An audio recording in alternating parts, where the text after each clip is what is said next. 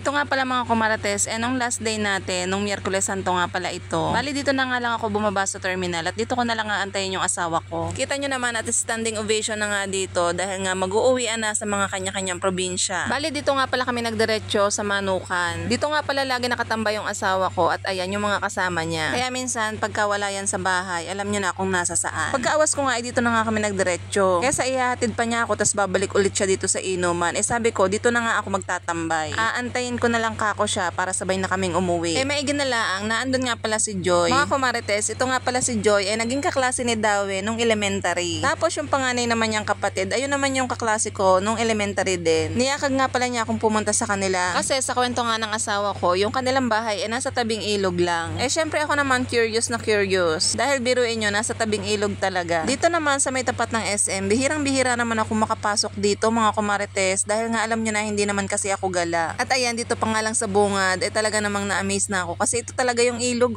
Tapos dito naman sa gilid, nandito naman yung kanilang bahay. Parang ang sarap-sarap magtampisaw, lalo na kapag ka malapit ka nga sa ilog. Libre ligo na nga din kapag ka binabanas. At timing na timing naman, lahat nga pala ng anak ni Joy nandito sa kanilang bahay. Bali, 4 nga pala yung mga anak niya at yung 2 nga dalaga na. At yung bunso naman ay itong kanyang lalaki. Akala ko talaga dun lang sa may gilid yung ilog. Dito pala sa may likod nila ay meron pa din pala. Bali, nandito nga pala yung kanilang labahan at ayan, naandito talaga sa gilid yung ilog. Yun nga lang, dahil nga gabi na nga ako nagpunta dito, hindi masyadong kita dito sa ating video. Yun nga lang mga kumarites, sabi nga ni Joy, ang problema lang nila dito pag bumabagyo. Dahil tumataas talaga yung tubig, lalo na pagka walang tigil ang ulan. Kaya ayun din talaga yung disadvantage kapag ka malapit ka din sa ilog. Dahil hindi maiiwasan, natataas talaga ang tubig. Masarap nga magtampisaw dito sa may tabing ilog nila kahit ibabad mo lang yung paa mo. Ito nga pala mga kumarites yung patatlong anak ni Joy. Hiyang-hiya naman nagtataklob ng mukha. Tapos mga kumarites, ito naman yung kanyang panganay. Kita nyo naman, dalagan-dalaga na. Ito naman daw panganay niya ay magaling mag-makeup. O diba, bata pa lang maalam na mag-makeup, samantalang ako, nako, tumanda na't lahat, lipstick lang ang alam. Abay parang Reggie, abay bago-bago na at ang mga anak mo ay dalaga na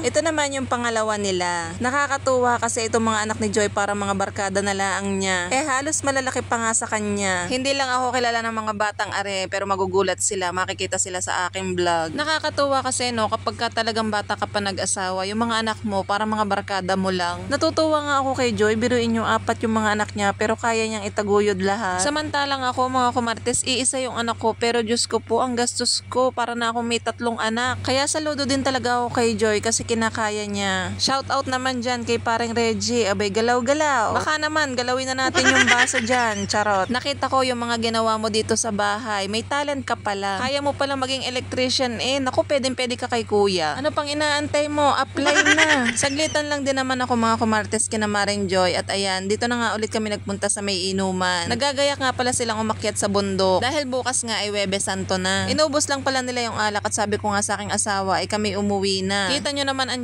tiyan, talaga naman, puro alak na ang laman. O siya mga kumarites, hanggang dito na lang muna ang ating mini vlog. Thank you for watching. Bye!